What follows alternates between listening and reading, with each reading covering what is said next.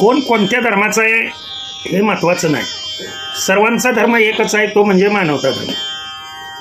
आलं का लक्षात? जसं मेंढ्या अनेक प्रकारचे, मनुष्य ही तसेच अनेक प्रकारचे, परंतु त्यांच्यामध्ये किती एकजूट आहे ते पहा. काय बाकीच्या कशाच काही आगाव असतात, त्यांचा अपवाद द्या सोडून. तेव्हा आता ते एक निघाली. आलं का लक्षात? एक मेंढी निघाली, मग मेंढींचा गुणधर्म काय आहे ते एकीच्या मागच सगळ्या निघाले का नाही बघा. आलं का लक्षात? मनुष्याचा मानवता हा धर्म जर असेल तर मानवता धर्माच्या मागे ते आपापसात कितीही भांडत असतील, परंतु जेव्हा मानवता धर्माची आवश्यकता भासते तेव्हा इतर सर्व धर्म नष्ट होतात. फक्त राहतो म्हणजे एकच धर्म, त्या धर्माचं नाव आहे मानवता. कितीही बोटं असू द्या वेगवेगळी, पण जेव्हा एखादं कार्य करायचं आहे, देशावरती संकट आहे, त्यावेळेला हेही याच हाताचं बोट आहे, हेही याच हाताचं आहे, हे वेगवेगळी बोटं एकाच हाताची आहेत. ही सगळी बोटं एकत्रित करून आपण एखादं काम करतो. यातल्या एका बोटाने काम करता येत नाहीये, लक्षात ठेवा. हे एकत्रित कसे आहेत ते पहा. त्यांच्यामध्ये परस्परामध्ये भांडणं नाहीत, कोण कोणाच्या पुढचं जाऊन खात नाहीये. प्रत्येकाचा रंग वेगळा आहे, प्रत्येकाचं रूप वेगळं आहे, पण प्रत्येकाचा धर्म त्यांचा जो आहे तो प्राण्यांचा धर्म आहे का नाही पहा. तो मेंढी ही जी जात म्हणता तुम्ही, तसं कुठल्याही व्यक्तीला जात नाहीये. याती कुळ माझे गेले हरटून. जर तुम्ही भगवंताचे भक्त म्हणू इच्छित असाल तर हे आवर्जून गोष्ट तुम्ही लक्षात ठेवणं आवश्यक आहे. वैष्णवांचा तो धर्म आहे, लक्षात ठेवा. भेदाभेद ब्रह्म अमंग, म्हणजे वैष्णवाचा धर्म काय आहे? विष्णुमय जग. वैष्णवांचा धर्म हे पूर्ण जगच विष्णुमय, हे लक्षात ठेवा अगोदर. मग आपण कोणताही पदार्थ जर खातो, आपण देव आहे ती समोरची वनस्पती देव नाही का? समोरचा प्राणी देव नाही का? त्याच्यामध्ये भगवंताचं अस्तित्व नाही का? फक्त आपलं काय झालंय ते सांगतो मी तुम्हाला. आपल्याकडं अहंकार गच्च भरलाय, आणि म्हणून ते माऊलीनी उदाहरण बरं का, म्हणजे दोहा दिलेला आहे. माऊलींचा दोहा आहे तो, लक्षात ठेवा. अस्वलाच्या अंगावर लांब लांब जटा. नीट लक्ष द्या बघा तुम्ही. गाढवाच्या अंगाला भस्माचा काय तोटा, कुत्र्याच्या अंगावर भगवी जशी छटा, आणि आयसा नकली साधू जाना खोटा. साधू भगवी वस्त्र परिधान करतात, दाढी वाढवतात, केस वाढवतात, भस्म असतो अंगाला त्यांच्या, परंतु या नावाखाली हे लावून लुटणारे भरपूर आहेत ना. सत्य साधू जे आहेत ते जगाला मार्गदर्शन करतात.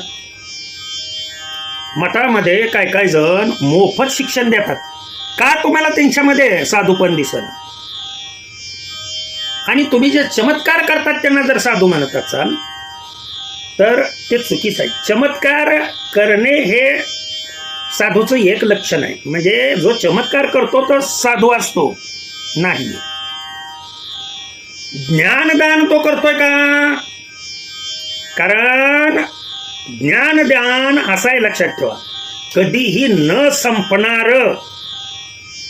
गुरुतत्वाला जर तो प्राप्त झालेला असेल, ती व्यक्ती महान व्यक्ती, हे बा ही गुरुतत्वाला प्राप्त झालेली एकच आहे त्यामध्ये, पण ती निघाली जिकडं जायचं म्हणून सांगते ते मागल्याने विचार सुद्धा केला नाही. मेंढी जर मेंढीचा गुणधर्म पाळत असेल तर मनुष्याने मनुष्याचा मानवता हा गुणधर्म पाळावा का न पाळावा तेवढं मला सांगा. आणि मग धर्माच्या नावाने माझा अमका धर्म, माझा तमका धर्म, अवलंबता ना हो. मांस खाणे हे जर तुम्हाला पाप वाटत असेल, आलं का लक्षात, आणि अंगाला भस्म थापून आपण शाकाहारी खातोय हे जर तुम्हाला गैरसमजूत असेल, आपण ती खातो, हा अभिमान आहे. आलं का लक्षात. सायन्सचं प्रिन्सिपल लक्षात ठेवा, विज्ञानाचं, जीवो जीवश्च जीवनम. एक जीव दुसऱ्या जीवावरती अवलंबून असतो. दिस इज अ फूड चेन. आलं का लक्षात. ही अन्न साखळी. सापांचं अन्न उंदीर आहे. मनुष्य वेगवेगळ्या प्रकारचं अन्न खाऊ शकेल. अन्न हे पूर्ण ब्रह्म आहे. मग आपल्यासाठीच अन्न हे पूर्ण ब्रह्म आहे का? सर्वांसाठीच अन्न हे पूर्ण ब्रह्म. उदर भरणे हे नो हे कर्म काय आहे म्हणतो, यज्ञ कर्म आहे. यज्ञ. स्टमक मध्ये लक्षात ठेवा, तुम्ही कुठलंही टाकता ते स्टमक मध्ये टाकलेलं ते यज्ञ करताय तुम्ही. कोणी काय टाकायचं हा ज्याचा त्याचा प्रश्न आहे. पण तुम्ही हेच करू नका, तुम्ही तेच करू नका, किंवा एखादा करतोय म्हणून त्याचा द्वेष करू नका. आणि त्याच्यामुळं द्वेष घडल्यामुळं लक्षात ठेवा, या मेंढरांकडून जे शिकायला आवश्यक आहे राहिलंच का नाही, एखादं राहतच ना मागं, मग ते सुद्धा पुढचे कोणीकडे गेले ते बघतं. ती मुक्तावस्थेला गेलेत ना, गेले बघा, सगळे मुक्तावस्थेला गेले. म्हणजे मृत्यू हा तर सर्वांना आहेच, ठरलेला आहे का नाही. मग तुम्ही म्हणताय त्या पद्धतीनं तो कोणत्याही धर्माचा असू द्या. संसार कशाला म्हणतात हे अगोदर कळवून घ्या. लक्षात ठेवा, वेगवेगळ्या व्यक्तींचे वेगवेगळे अधिकार केलेले आहेत. जर सर्वांना एकच अधिकार असेल तर तो अधिकार बळकवण्यासाठी एकमेकाची भांडणं होतील.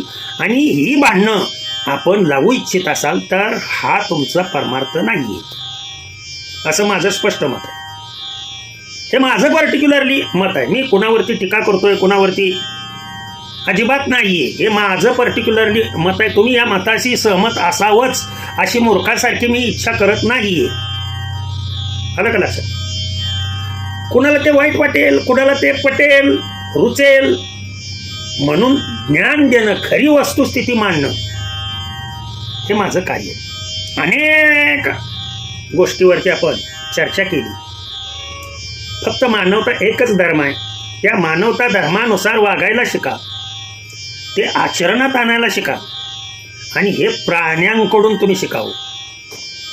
आलं का लक्षात. एक जीव, अहो मृत्यू आहे म्हणल्यानंतर जन्म आहे जो, पण प्रत्येकाला श्राप आहेत. मांस खाऊ नका म्हणून तुम्ही सांगता. जर मांस खाणं बंद केलं ना या जगातील, तर एक दिवस असा येईल मानव मानवाला तोडून खाईल. सत्य बोले माझी वाचा. त्याच्यामुळं आमकं खाऊ नका आणि तमकं खाऊ नका. अरे खाऊ द्या ना त्याला, काय खायचं ते. तुमच्याकडे ज्ञान घ्यायला येतोय ना तो, नका ना नाव ठेवू. तुमची 5 बोटं ही सारखी आहेत का मला फक्त सांगा. समान नाहीत ना, मात्र एकाच हाताची आहेत ना ती. आपल्या सर्वांचा बाप एकच आहे ना. मानव म्हणलं की सर्वांचा बाप एकच आहे का नाही. अमुक अमुक व्यक्तीच्या पोटी कुत्र जन्माला येतं, अमुक अमुक व्यक्तीच्या पोटी गाढव जन्माला येतो, आणि अमुक अमुक व्यक्तीच्या पोटी साधू जन्माला येतो. हे जे तुमचं मत आहे ते चुकीचं आहे. सर्व मानवाच्या पोटी मानवच जन्माला येतो, कारण गुणधर्मच, धर्मच त्याचा तो आहे. लक्षात ठेवा या गोष्टी. मी अगदी जे जे परमार्थात आहे ते मी अनुभवलंय, आणि मग नंतर ते अनुभवल्यानंतर ते इतरांना सांगण्याचं कार्य करतो. ऐकणं न ऐकणं तो तुमच्या बुद्धीचा दोष असेल. आलं का लक्षात. म्हणून मी माझी बुद्धी कुठे घाण ठेवलेली नाही. मी जे आहे ते सत्य सांगत असतो. धर्मात भांडणं लावून मानवता धर्म विसरू नका. हात जोडून माझी विनंती आहे सर्वांना. धर्म एकच आहे, तो मानवता धर्म. आणि जशी हाताची 5 बोटं एकत्रित येऊन कुठलंही कार्य करतात, लक्षात ठेवा, तसे सर्वात जास्त महान संत कोण आहेत हे जर तुम्हाला सांगायला खूप बोलण्यासारखं आहे याच्यावरती, पण तिथपर्यंत कोण जातच नाही. विज्ञान, तुम्ही धर्माच्या गप्पा मारता, विज्ञान काय म्हणतं हे माहित आहे का तुम्हाला? अहो, ज्ञानाकडे अज्ञानातून ज्ञानाकडे जाण्यासाठी मधली पायरी लागते विज्ञान. आणि जिथे विज्ञान, तुम्ही विज्ञानाचे तर्क करत जाल, ते जिथं संपणार आहे तिथे ज्ञान लागेल. अज्ञानातून एकदम तुम्ही ज्ञानाकडे जाऊ शकत नाही, टप्प्याटप्प्याने. अहो, नुकतंच लग्न झालेलं आहे आपलं, सासूबाईसारखे नखरे जाऊ नका, ही माझी हात जोडून विनंती आहे सर्वांना. ओके, झालेली सेवा सद्गुरूंच्या आशीर्वादाने आणि भगवंताच्या आशीर्वादाने, तुम्हा सर्व संतजनांच्या आशीर्वादाने, मी ज्यांना ज्यांना गुरु मानतो, माझं बोलणं बऱ्याच जणांना कळतच नाही, समोरच्या व्यक्तींना, ते बी त्यांचे जे चमचे आहेत त्यांना कळत नाही. लक्षात ठेव, साधूंना, जे साधू आहेत त्यांना हे बोलणं कळणं आवश्यक आहे. आता तुम्ही कुणाला साधू म्हणताय हा ज्याचा त्याचा प्रश्न, परंतु सेवाचरणी अर्पण करतो. ज्यांच्याकडून मी ज्ञान घेतलेलं आहे त्यांच्या चरणी अर्पण करतो आणि सेवेला पूर्णविराम देतो. पुंडलिक वरदा हरी विठ्ठल, श्री ज्ञानदेव तुकाराम.